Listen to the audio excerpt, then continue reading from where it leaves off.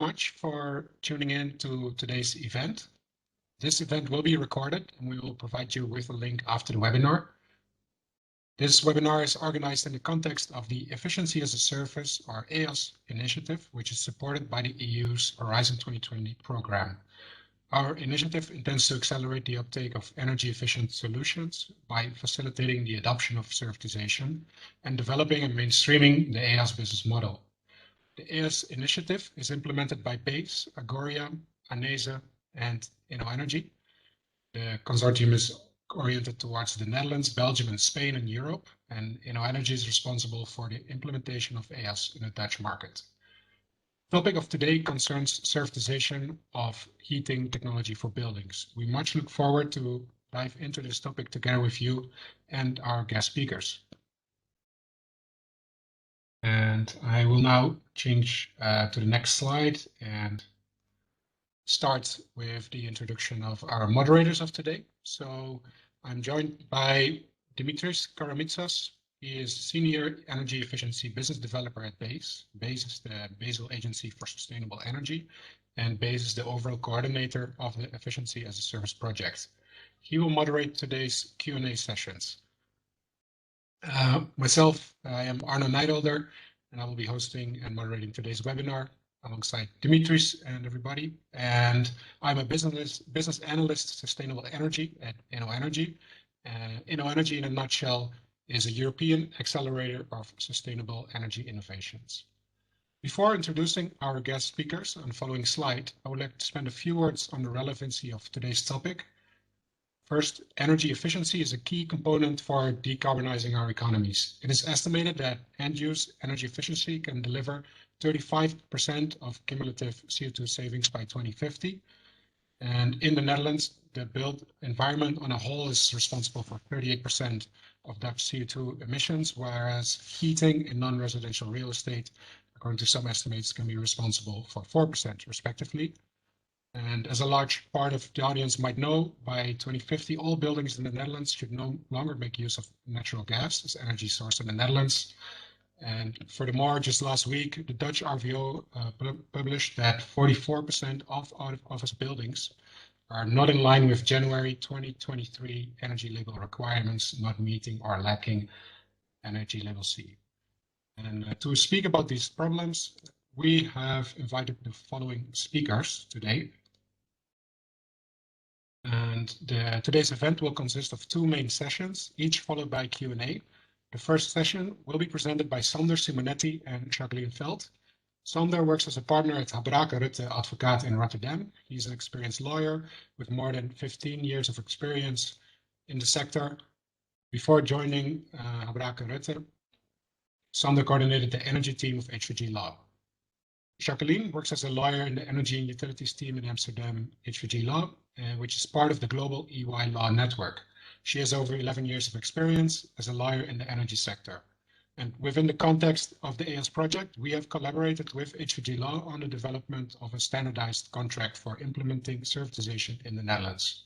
Today, Sander and Jacqueline will take us through insight into legal issues relevant for servitization agreements and provide us an update on the Heat Law 2.0, or the Dutch Warmtewet. The second session of today will be presented by Lindsay Sugden. Lindsay is a head of heat research at Delta EE with 14 years of experience working with clients in the European heating sector. She leads Delta EE's heat research services team, which supports heating manufacturers, energy companies, policymakers, and other industry stakeholders to capture market opportunities in the heating market emerging from decarbonisation, digitalization, and the convergence of electricity and heat markets. Recent publications include articles on decarbonizing heat in existing buildings, cost reduction potential for heat pumps, and she also joined in Delta EE's latest episode of the podcast Talking New Energy, which dived into large heat pumps for industry and district heating. Today, Lindsay will elaborate on decarbonizing heat in buildings, defining as a service business models, the current market, and inspiring examples to audiences from the Netherlands and abroad, and as well provide us an outlook. So having hereby introduced our speakers and program, I would finally like to ask you to please type your questions in the chat so Dimitris can raise these questions to our panelists in the Q&A session after each presentation. And I would now like to give the floor to Sander and Jacqueline. Thank you very much, Arno. Good afternoon, everybody. My name is Sander Simonetti. As introduced by Arno, Jacqueline and I are energy lawyers, and we cooperated in drafting the energy as a service model agreement with InnoEnergy. And we both also have experience in some of the first energy as a service projects in the Netherlands. We thought that before Lindsay will discuss some energy as a service business models, business cases, it would be useful for us to first sketch some of the legal regulatory landscape, some legal issues that you have to keep in mind when developing an energy as a service project business case for heat in the Netherlands. In just a moment, I will discuss the Dutch Heat Act, but first, Jacqueline will start by discussing the topic of ownership retention of the heat installation by the energy as a service business service provider. So, Jacqueline, I will hand over to you.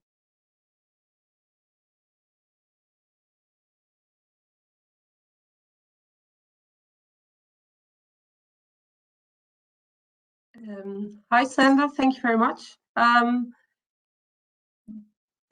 would like to change the slides.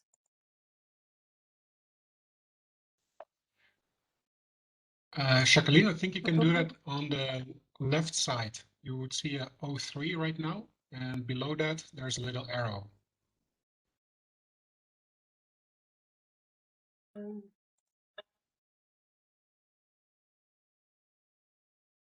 What I see is still the first slide that you put on the screen. So maybe I just don't see what I should see. Maybe Jacob can change the slides for me. That would be helpful as well.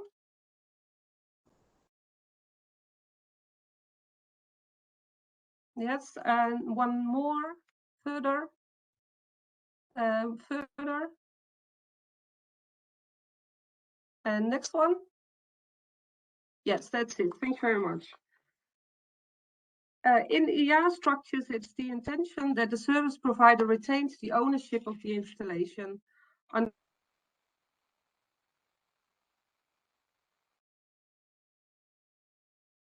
or the owner of the building. There are two ways to lose ownership. First, loss of ownership via accession, via the ground, in Dutch natrekking. And secondly, loss of ownership via component formation, in Dutch bestanddeelvorming. The next slide, please. First, we discuss loss of ownership via accession. Under Dutch law, ownership of land includes the buildings and the works that are permanently united with the ground. In Dutch, duurzaam met de grond verenigd. The test is whether the installation is permanently united with the ground, either directly or indirectly. The installation is then considered immovable property. If so, the installation becomes the property of the landowner via accession. According to established case law, this is the case if the structure is by its nature and design destined to permanently stay in place. In determining this, you have to take into account the intention of the builder, as far as objectively known. If the object can be technically moved is irrelevant. How this works out is determined on a case-by-case basis. For example, a temporary technical room consisting of a sea container with technical equipment was placed on a project site to provide heat and cold to a building during construction. In a later phase, a final heat and cold installation would be realized. Because of the conflict with the landowner, the builder wanted to remove the temporary technical room. The landowner, however, claimed ownership based on accession. The court ruled that a temporary technical room, by its nature and design, was not a permanent, but a temporary solution, and was not permanently united with the ground. Therefore, it did not become the property of the landowner. The court decided differently in the case of a solar park. The solar park consisted of solar panels that were attached to steel profiles that were in turn attached to a steel base frame that was partly in the ground. Via cables, the solar panels were attached to a transformer station from which the generated electricity was transported to a nearby factory. The court ruled in this case that considering the structure of the solar park and local exploitation of it, it must be destined to be permanently united to the ground, that the solar panels and the structure can easily be disassembled and replaced to another location does not change this. Thus, in this case, yes, the solar park is considered an immovable property and therefore open to accession. A second example, a CHP installation was also considered an immovable property. In this case, the installation was placed in a separate room in a greenhouse complex. The installation was attached to the floor with big bolt. The court ruled that visually and functionally, the installation forms part of the complex, and by its nature and layout, it's destined to stay in place permanently, and that destination was known objectively. So yes, also the CHP installation is an immovable property and thus open for accession. The next slide, please. A second way to lose ownership on the Dutch law is via component formation. If after installation, the installation qualifies as a component of the building, the installation loses its independent identity and then becomes part of the building. Consequently, the installation becomes the property of the owner of the building. The test is twofold. The installation qualifies as a component if 1, the installation to common perception, Dutch de verkeersopvatting, is part of the home, and 2, the installation cannot be separated from the home without damaging either. So regarding 2, if an installation is made in such a way that it can be removed without much effort and damage, then the equipment would not qualify as a component. Easy, you would think. However, the first test, whether the installation qualifies as a component following common possession, is more difficult. The Supreme Court has given 2 directions. The component and the main object are constructive matched, or the main object is considered incomplete without a component. If one of these is the case, then based on common perception, the installation qualifies as a component. For example, to explain this, a home that is not connected to the gas grid is not complete without its heat pump, because there is no alternative heating. So although the heat pump can be easily removed, under 2, it should be considered a component of the home based on common possession, number 1. It is therefore very specific, case specific, whether an installation should be considered as a component. For example, back to the temporary technical room. In the same case, the court also looked at whether it could qualify as a component of the building. The answer was also no. Although the temporary technical room provided heat and cold for the building based on common perception, it is not a part of the building. Also, the building could not be considered to be incomplete without it, and for that matter, also not complete with it. The temporary technical room was merely a tool during the building phase and not more than that. Conclusion, it does not become a part of the building, no accession. And recently, last January, the Supreme Court ruled that a heat and cold storage, a WKO installation, including the pipelines used for the heat and cooling of apartments, must be considered a component of that apartment building. The court ruled that the apartment building and the installation were specifically attuned to each other from a constructive point of view. Without the installation, the building would be considered incomplete because another way of heating of the apartments in the building was not possible. The installation is an immovable object that is physically connected to the building and by its nature belongs to the usual equipment level of each apartment in that building. So conclusion, yes, the WKO installation has become part of the building. The same goes for integrated solar panels and solar boilers in so-called zero energy homes. An important part of the energy consumption is covered by solar energy generated by the panels on the roof. Therefore, the solar panels and with it the solar boiler are essential for the functioning of these homes. The solar panels and boiler cannot be separated from the home without leaving the home incomplete. Conclusion, the solar panels and boiler are immovable objects and have become part of the home. Next slide, please. Both accession and component formation cannot be contractually excluded. There is, however, a solution. Loss of ownership in these cases can generally be avoided by establishing a right of superficies, in Dutch een opstalrecht. A right of superficies is a right to have buildings or works in, on, or above the property of someone else. It is a right in rem, a zakelijk recht. This can only be done, established via a notarial deed, and thus is costly compared to a contractual agreement. It is, however, much used in practice. For rooftop solar panels, the Dutch Bank Association has provided a model deed of superficies. As a closing note, note that a right of superficies cannot always be successfully established. Notarial legal advice for specific situations is always required. Also, in practice, situations may be more complex. For example, your contract partner may not be the owner of the building or land, but hold a ground lease itself or a right of superficies. However, the key takeaway, be aware of the Dutch concept of accession and component formation. Make sure to get advice to secure your ownership of your installation. I will now give the floor back to Sander Simonetti for the HEAT Act. Thank you. Next slide, please. Yes, I will briefly discuss some topics of the Dutch HEAT Act, the Warmtewet. This act has been in place some 8 years now. The background of the act is consumer protection. The idea was that a heat company usually has a monopoly, and consumers, especially small consumers, have to be protected against this monopoly. Before the act, the heat sector had some sort of self-regulation.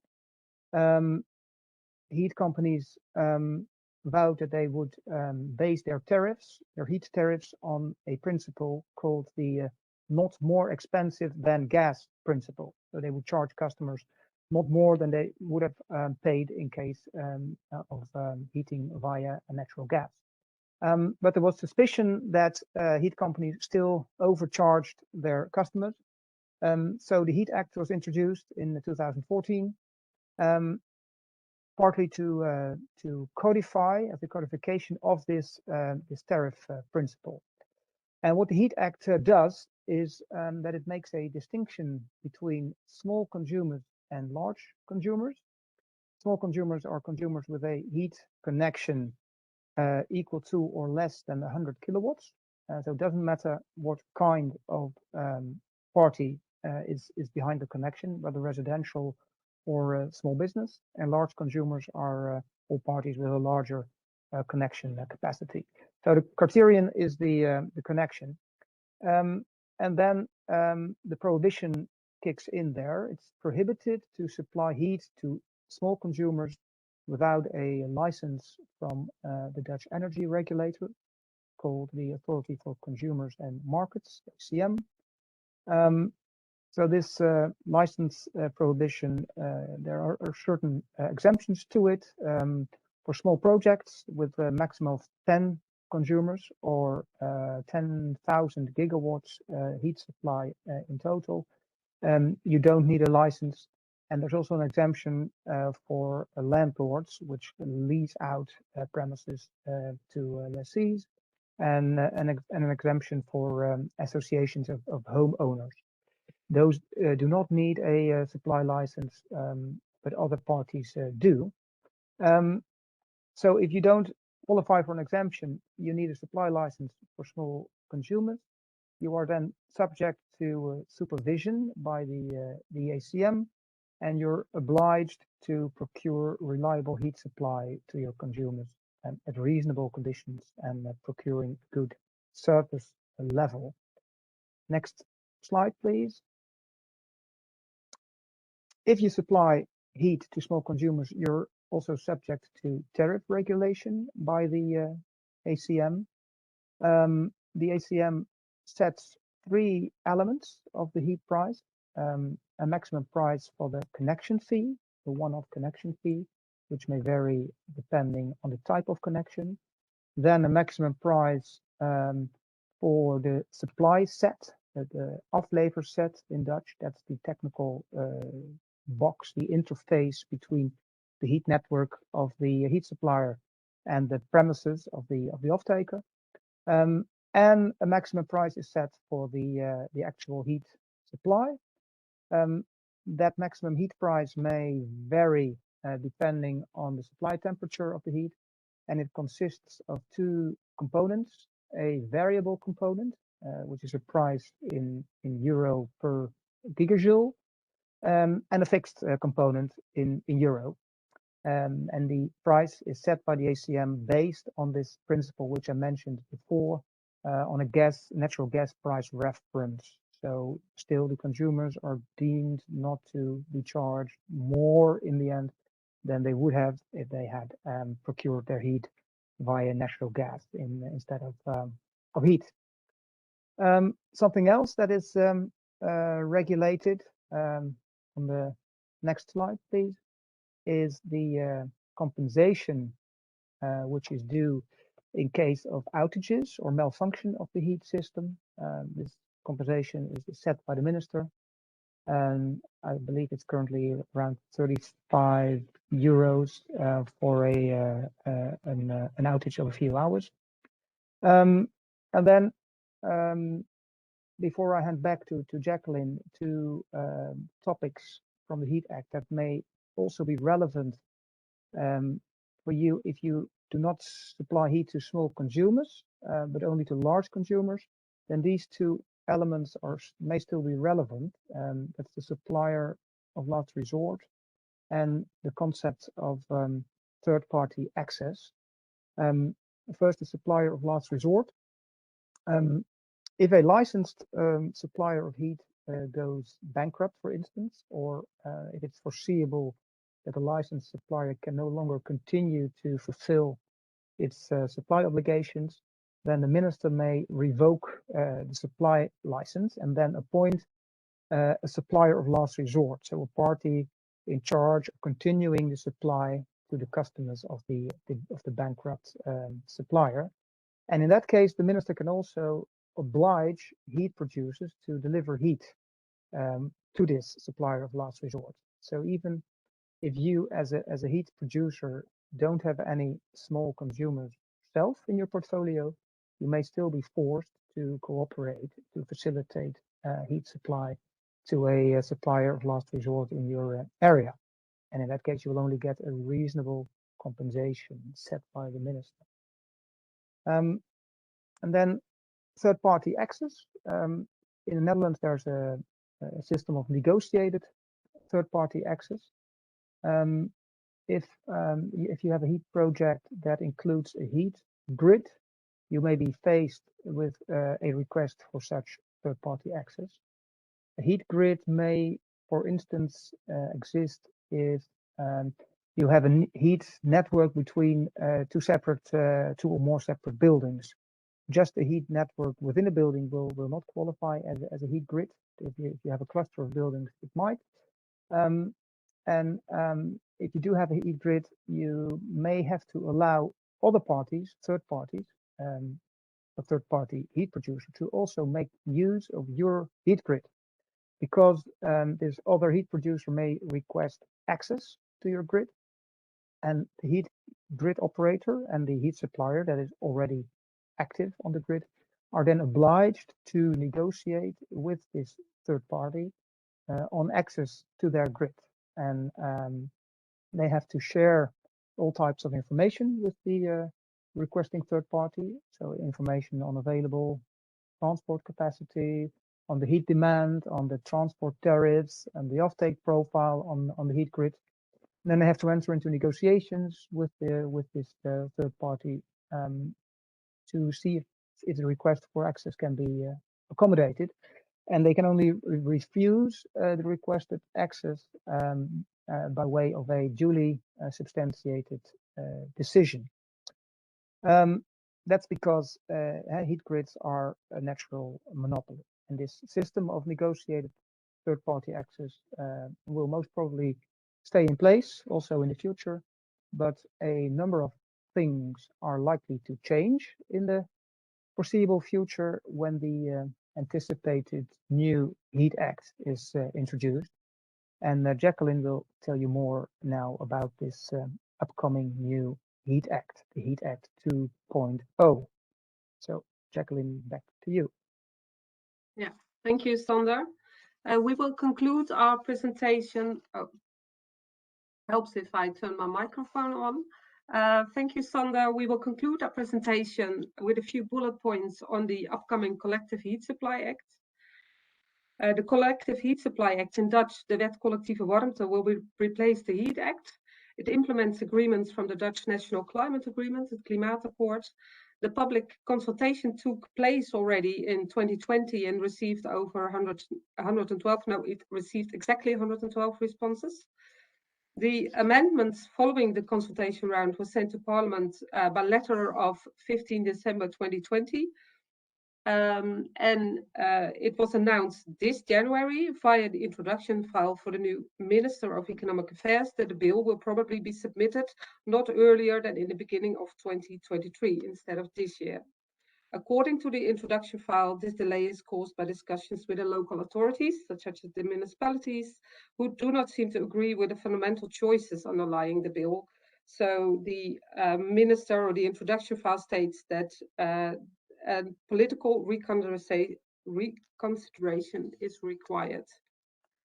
And that will take place in the coming months. Next slide, please.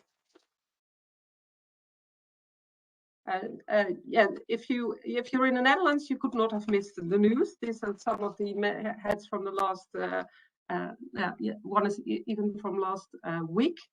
Next slide, please. We give a short overview of the main elements of the upcoming act. First, the market organization. The minister aims at the growth and sustainability of collective heat systems in the built environment. And to do this, introduces new conditions regarding where and when collective heat systems will be realized. The directing role is for the municipality. The municipality can appoint heat companies and heat plots. And according to the discussions, the municipalities do not agree, and they wish they have more power in this respect than that is now given in the Act. To achieve this, it will be generally prohibited to transport and supply heat without being appointed by the municipality or having been granted an exemption. Does this apply to every company supplying heat? No. Several exemptions are made, such as supply of heat for industry and production processes. Also, small collective heat systems are excluded. The heat tariff will no longer be connected to the gas price as it is now. The tariff will be gradually made cost-based. Considering the current high gas prices, the ACM regulated tariff is now also under attention. The new Minister for Climate and Energy announced last Friday to investigate whether the gas connection can already be let go, because it's part of the Act, but it's not the part why the Act is now being postponed to next year. Sustainability. The Minister strives that the supply of heat is CO2 neutral in 2050. The Act provides a performance norm where the allowed CO2 emissions declines every year. Secondly, the Act provides a collection right for residual heat, such as from industry and data centers. On the other side, an obligation for these parties, of course, exists to make the heat available. And lastly, and the Minister calls this the Achilles heel of the collective heat system, is the security of supply. The responsibility for this lies with the heat company based on the new Act. The heat company is responsible for the entire heat chain, must prove beforehand security of supply is secured long and short term, must comply with rules for outages, and must have the economic ownership of the heat net. And the latter is part of the ongoing discussions, although the Minister has already promised to allow various forms of cooperation. That was the Act in a very short nutshell. We hope you found the presentation useful. If you have any questions, please do not hesitate to put them in the chat. This was our last slide, so I give the floor back to Arno and Dimitris. Many thanks, Jacqueline and Sander, for these valuable insights. I'll quickly jump onto the questions from the chat that were popping up. So many thanks for the attendees to share those. So for the first question is for you, Jacqueline. On slide 2 of your presentation regarding loss of ownership, is there a difference between a home, like a residential buildings, and a non-residential buildings? So private owned versus commercial buildings? No, there's no difference. Actually, there could be a difference in if you look at a component formation, because it's very case law, isn't it? It's case by case basis. So that it's someone's home could be a fact to take in consideration, but based on the law, there's no difference. Okay, thank you very much. The second question is for you, Sander. And it's two questions in one, really. So the first one is, what is the volatility of the heat price, and how often per year is the ACM allowed to alter the maximum heat price? And then what is the current heat price today? Okay, thank you. Well, the heat price is set once a year, based on information of the previous year. So the volatility, it is annual, and as I said, because it's based on a gas price reference, also mentioned by Jacqueline, it's increased pretty much because of the current and the energy situation was already in place last year. It's a maximum price, so heat suppliers are not obliged to follow it, and usually last year they stayed well below the price that they could have charged as a maximum. The prices are public, of course. The maximum prices are set by the ACM, available on the ACM website. The current price, I have a quick peek. Of course, there are all types of prices, depending on temperature and service level technicalities of the system. But the general price is the fixed element is around 200 euros now, and the variable component, so the price in euros per gigajoule, is almost 45 euros per gigajoule of heat. So, and connected to that question, actually, another question that popped in is, if the tariff is no longer limited by the gas price, is a new maximum predefined, or can the ACM decide on a new maximum price by themselves? Well, the idea is to link the new price to the actual costs of the heat project. So and it's still regulated, but then probably the ACM will discern between types of projects and the general efficient costs of such types of projects. But the idea is to move away from the gas price reference, because that's natural gas will no longer, due to the energy transition, be the natural alternative for heat. I don't know, Jacqueline, if you have something to add to that. Yeah, maybe it's useful to say that under the new act, which they are now trying to put forward, that did this one bit from it, they are looking to introduce a cost-based pricing, but in 3 phases. So first, there will still be a link to the gas reference price, but with a correction factor. And the second phase, it will be more cost-based with a reference tariff. And in a third phase, that's actually what we're heading for, is a real cost-based, but with an allowed income. This is just to make sure that there's a sort of an efficiency in the price every time, and like what we see also with electricity prices. With the tariff, yeah. Perfect. Arnaud, do we have the time still for one question, or? We could do one more quickly, yes, and then hand it over to Lindsay.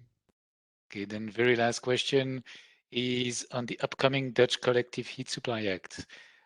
What is considered a small collective heat system? And Jacqueline, the question is for you. Well, the small collective heat systems are exempted from rule, and they have a lighter regime. Originally, in the act that was in the consultation phase, that was the supply to heat to 500 small scale users. But that was during the consultation, there was a lot of comments on this, and this has now been raised to 1500. consumers. So not that small, I would say. Thanks, Jacqueline. Arnaud, I give you back the screen. Thank you. Thank you, Dimitris, and thank you very much, Jacqueline and Sander. I would like to hand it over directly to Lindsay, give the floor to her for the second part of today's event. And Lindsay should also be in control of the slides, and let's see, she found it. Great. Okay. Okay, thanks very much for the introduction. And yeah, thanks for the interesting presentation on the Dutch change to the heat law. That's certainly very relevant.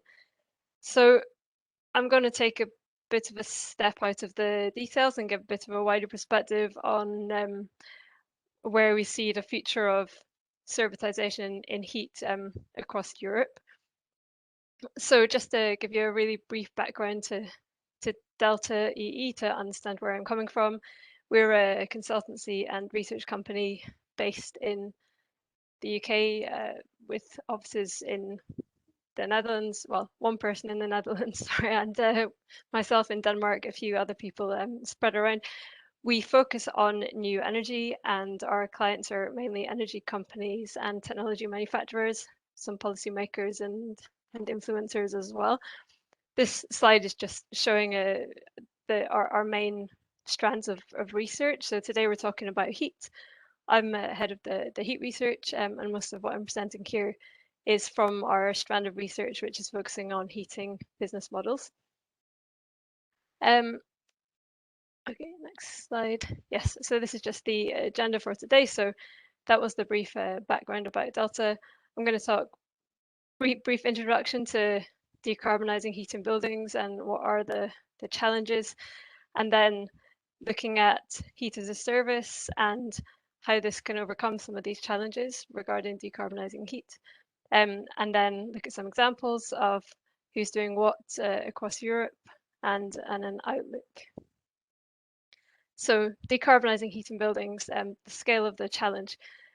You know, as you'll know, in the Netherlands and across other markets, there is increasing in the new build segment. There is effective bans on gas boilers, for example, which means that in the new build market, decarbonisation of heat is moving quite fast now, and systems like heat pumps are quite quickly taking a big share, and gas boilers are declining quite quickly. However, in the retrofit market, it's very, very different. So the chart at the top is showing the share of gas boilers, heat pumps, and other heating systems as they were in 2020, and then our projections based on our Delta E forecasts of how we think that this will look in 2025. So in most markets, with the exception of France, heat pumps aren't growing very much, and gas boilers are actually not declining at all. In fact, they're expanding in a lot of markets. Decarbonisation of heat is a really strong topic of politicians across Europe. There's a recognition that unless this is tackled, then none of the ambitious targets are going to be met. As I said, the new build market is more or less okay because it's regulations driven, but the retrofit market is really, really challenging, very slow to change. So heat as a service models can overcome some of these challenges which we face in retrofit. So we think that it's going to have a really, really important role going forward as governments increasingly are trying to reach these ambitious decarbonisation targets. So I'll explain why in just a second. Just a few other numbers about the scale of the retrofit challenge. So based on current renovation rates, it will take more than 200 years to decarbonise buildings. Decarbonise heat in buildings. This is clearly not going to meet any government targets. So lots of work to do. So to understand why decarbonising heat in existing buildings is so challenging, this is giving an overview of some of the key, what we call pain points for customers. So why are customers concerned about investing in higher efficiency, lower carbon heating systems? And 4 of the top challenges that come up in our customer research and wider research are here. So the upfront cost is too high. This is more than 2/3 of customers believe this. The technology is unfamiliar. So even technologies like heat pumps, which have been around for decades, they're still unfamiliar to many compared to a gas boiler. The payback's too long, so effectively the economic proposition doesn't really stack up. Gas is too cheap in a lot of cases, and it's difficult to find an installer. So the customer journey in this case is difficult. Even customers who really want to purchase a high efficiency system still struggle to identify where can they find it from, who can install it. So all of these challenges, heat as a service and related service-based propositions can tackle in one way or another, we believe. So to go a bit more in detail on that, we have this way of defining the different types of service-based heat models we see in the market, that we call a risk-based framework, where we look at the different risks which the service provider has to take. So by taking on some or all of the customer's risks, the service provider can overcome some of the big barriers to decarbonising heat in existing buildings. So just a reminder of what the key kind of pain points were: the high upfront costs, the unfamiliarity of the technology, long payback, poor economic case, and the difficulty finding an installer, difficult customer journey. So there's 5 different core risks which a customer will have to take on if they're going to buy a new heating system, a lower carbon heating system. Firstly, the financial risk. So that's the upfront cost. There's always a risk of not getting return on the investment of that. There's the technical risk. So the risk that the technology, the heating system might break down and you'll be stuck, or you'll have to pay a lot of money to get it fixed. There's the performance risk, that the system won't be as efficient as promised, leading, of course, to higher running costs. There's behavioral risk. So this is the risk that if a service provider is paying for the running costs of the system, that perhaps the end users might fiddle with the system or open the windows, or something like that, so that they can be unpredictable. That can cause poor running costs or poor performance. Energy price risk. This is particularly relevant at the moment given the current crisis. But there is a concern that if you sell somebody heat rather than selling them kilowatt hours of gas or electricity, if the energy price increases significantly, suddenly there's a risk of much higher bills, and this is clearly a really big challenge at the moment. So on top of that, then we identify 4 overall types of business model, which take on different parts of these risks. So the simplest level, it's more or less a leasing contract where you pay a monthly fee for a new heating system combined with an annual maintenance contract. The second part, efficient asset leasing with performance guarantees, was a bit similar to the previous one, but there's also a guarantee that the heating system will have a certain performance, and if it doesn't, then you'll get some money back. So it's slightly more advanced. The next step is then heat contract, or heat output as a service, as we call it, where you're basically, as the customer, you're paying for kilowatt hours of heat as opposed to kilowatt hours of gas and electricity.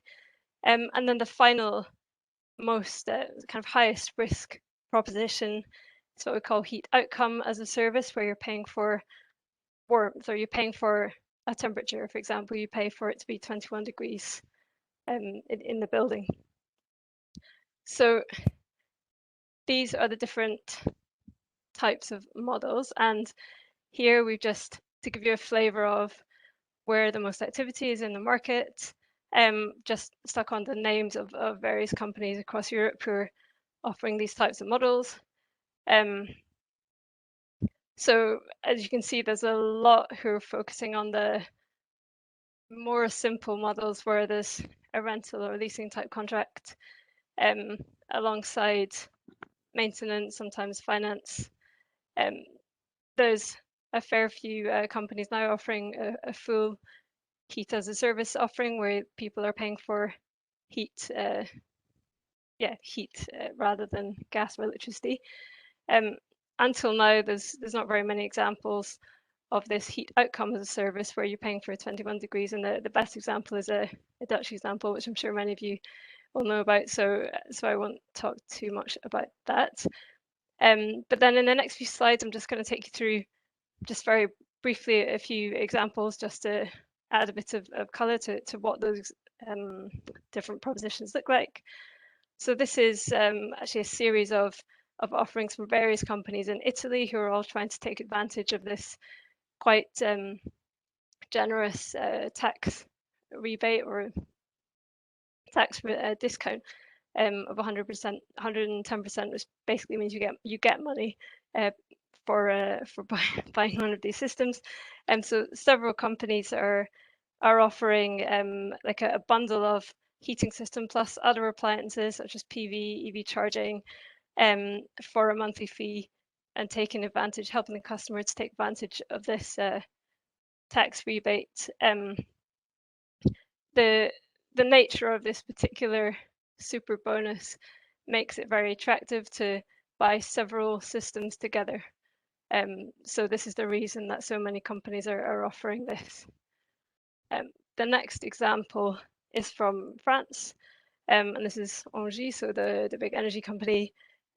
So here you can buy a heat pump alongside ongoing maintenance for a monthly fee. The challenge that they've had here is because of the way the regulations are, they're not allowed to package in an energy supply contract in this case. But this could be another option in other markets. So it's a fairly straightforward model, and it's again taking advantage, helping the customer to take advantage of quite generous subsidies which are available. This example from Singapore is it's cooling as a service rather than heating as a service, but I included it as it's one of the best known examples of servitisation in the heating and cooling industry. So they're installing in Asia, so it's not really a European example, but it's essentially a full cooling as a service offering, and targeting just the commercial sector. And they've, I think, got more installations or more service contracts than any other company that we know of. Another interesting set of examples is heating manufacturers. So this is really indicative of a wider trend in the heating market where manufacturers are actually, in some cases, moving beyond just selling products to trying to become service providers themselves. So basically, they're offering a heat pump or a boiler packaged with various ongoing service and maintenance contracts. From Viessmann, for example, in Germany, you can buy the gas supply or the electricity supply also from Viessmann. So there starts to be a blurring of the lines between the kind of silos of different types of companies who are engaged in this. Heat as a service is really breaking down some barriers, I suppose. So that's quite an interesting example. Denmark I've included as a general example because it's quite advanced in terms of the implementation of heat pumps being installed under service type contracts. So heat pumps are key in Denmark to meeting decarbonisation targets, and as such, services and new business models to increase the uptake of heat pumps has been a big focus. There's been demonstration projects exploring different business models and the subsidies available to service providers who offer this. And then there's other policies which make the economics work a bit better for heat pumps compared to gas. The two examples which are the most kind of full heat as a service are from OK and EWE, both energy suppliers.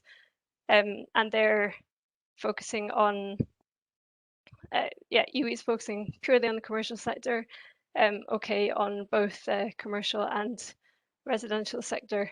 But they are quite good examples. So looking across all of these activities with heat as a service in Europe, we tried to pull out what are the 5 kind of biggest challenges and the 5 biggest success factors. It's not a comprehensive list, but key themes which run across all of these examples. On the challenges side, it's not always easy to get the value proposition to stack up. So it's not always cheaper to have a service contract than it is to just buy the system up front. There are ways around that, but there's still a way to go to figure out precisely the right way to organize the proposition, and it's also different in each market. Risk management strategies can be limiting. At the moment, for example, service providers may be unwilling to take on energy price risk given the current situation, which would be understandable, but it also makes it a lot more difficult to make a case for a strong customer proposition. Achieving economies of scale, so achieving the kind of costs to the service provider which would make the economic case stack up, also requires a certain amount of economies of scale so that there's just enough volumes being sold. And this doesn't happen overnight, so it's not always something. The company has to be fairly, or the service provider has to be fairly forward-looking and really believe in it to give it time to build up. Regulations can be challenging, as you know, and how to ensure enough boots on the ground. So that's really how do you make sure there are enough installers out there, the distribution channels are ready so that you can keep up with the demand. Success factors then, focusing on the customer is key. So it's making a strong customer proposition. Experience from the current set of examples that we've looked at shows that in the commercial sector and in buildings with higher running costs, it's generally easier to make a good case. Maximizing opportunities in the current policy environment, so designing the proposition according to what does the policy setup look like, what are the limitations, where are the opportunities, subsidies, other value streams which can be captured, but also make it kind of future proof so that as a policy evolves in the future, opportunities will still be able to be captured. The third point is starting simple and plan to layer in future value streams. So as we saw, a lot of the existing examples have a fairly simple model where it's just buying the heating system on a contract, packaged together with maintenance, for example, but not taking on risk of performance or energy supply or behavior. Once you lock the customer into a contract, you can always add on future value streams in future. And then there's also future value from things like flexibility, which can open up even greater value streams. Low cost finance is really key. So a lot of the suppliers or the service providers that I mentioned have, for example, partnerships with finance companies where they've agreed some kind of low cost finance, which can help to make the economics stack up. And partnerships or acquisitions to make sure that the right capabilities and skills are there. This is tackling partly the boots on the ground point. Just aware of time, so I'm not going to focus on this. This was just a bit more detail about the costs. I'm just going to skip to the outlook. The heating transition, these are some of the big themes that we see, big trends that are shaping the whole heating market in Europe at the moment. And I think if we look at all of these, they are all offering opportunities for servitisation to take advantage of this. So policy pushing towards decarbonisation, meaning that there's going to be a real market for changing heating systems. the economic case for things like heat pumps are getting better. There's realignment of gas and electricity prices happening across Europe in different ways, carbon taxes, etc. It's going to start to be easier to make the economics stack up. Digitalization and flexibility also adding value, making things easier. The route to market is changing, so customers are more likely to look elsewhere and not just look to a heating installer to buy a new heating system. And the customers themselves are becoming more active, informed. Everything being as a service is much more common, so heat as a service is going to be much more of a normal concept in future.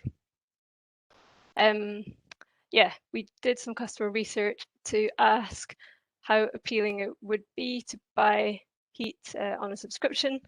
So this was across the 5 biggest markets in Europe, so UK, Germany, France, Netherlands, and Italy. And generally quite a lot of people think it's quite appealing or appealing. So there is potentially demand there. And this is our outlook for how much the sales of service-based heating propositions could grow. So at the moment, it's only about 1% of annual heating sales. By 2030, we think this could be more than 10%. It's going to be different in different markets, but that's the main takeaway. And that's everything from me. So please feel free to drop any questions in the chat. I know we're running out of time, but I'm also happy to take questions if anyone wants to email me separately afterwards. Indeed, many thanks, Lindsay. Super interesting data shared. Arnaud, do we have the time for 1 or 2 questions, or?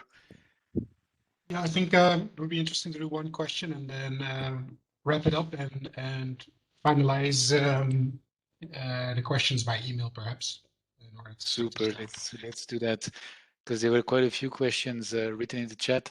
So the first one, let's take the first one. It's Lindsay, how do you see heating as a service differ from energy supply or performance contracting?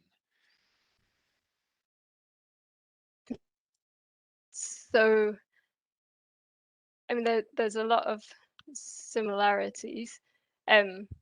I mean, heat as a service, as opposed to energy supply. With heat as a service, full heat as a service, you're paying for the kilowatt hours of heat. So regardless of whether it is coming from gas, electricity, oil, or anything else. So that's the core difference. The service provider is paying for the energy, and you're paying for the heat. Performance contracting, yeah, I think you can mean a few different things from this, but again, I think with performance contracting, you're not paying for the heat. You perhaps getting some guarantee of what the performance will be, but you're not paying for kilowatt hours of heat, or for example, paying for a temperature, paying for comfort. So it's an extra level of risk that the service provider has to take on. Yeah, indeed. Also, that's what I see with the performance contracting. It's typically based on savings, and Yeah. so there it's always the risk at the end of the day is kept also with the client who has the ownership of the asset, whereas on the heat as a service, it's really with the provider who basically needs to fit that price that is delivering the service to you, right? Yeah. Arnaud, we have the time for a second question. Okay, we can do well, maybe 1 last question and then wrap it up. Okay, I hope that's acceptable. we're already over time. Okay, so maybe could you give an example of how to layer in the future value streams when offering heat as a service? Yeah, so I think one of the biggest future value streams is the value coming from flexibility.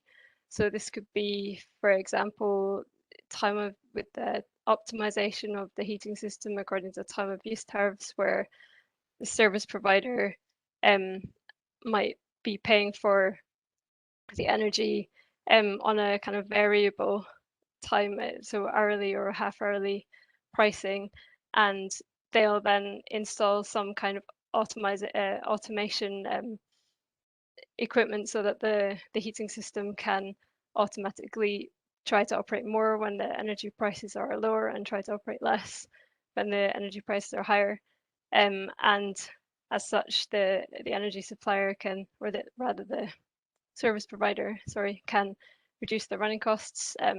Ultimately, you can take it even a step further, and they can actually trade the flexibility from this heating system on the energy markets, and layer in another layer of value. So once you, as a service provider, are the owner of the heating system in the customer home or the customer building, then you can try and create, or you can use that for flexibility, and either use it to reduce your own costs or to capture additional value from selling flexibility actively. So a couple of examples. Super, many thanks, Lindsay. I think we're out of time, so I've kept note of all the other questions, and we'll share those with our panelists after the session. But in the meantime, I give you the floor, Arno. Yes, thank you, Dimitris, and sorry, Lindsay, we didn't have, and also to the audience, that we didn't have a few more minutes to continue the discussion and answer all questions. Unfortunately, it's time to end today's session, and we will answer any remaining questions by email later. So I'd like to thank everybody, and especially also Sander, Jacqueline, Lindsay, and Dimitris for your presentations and your contribution to the Q&A session. And to the attendees, I would like to say, please reach out to us should you have any questions, comments, or remarks. And we, as the HaaS initiative for InnoEnergy or base, and also the guest speakers, we look forward to getting into conversation with you about servitization. The HaaS initiative is proactively seeking to support stakeholders interested in this business model. And having said that, I want to wish everybody a great afternoon, and my thanks again to everybody. Thank you, everyone. Thank you. Bye-bye. Okay.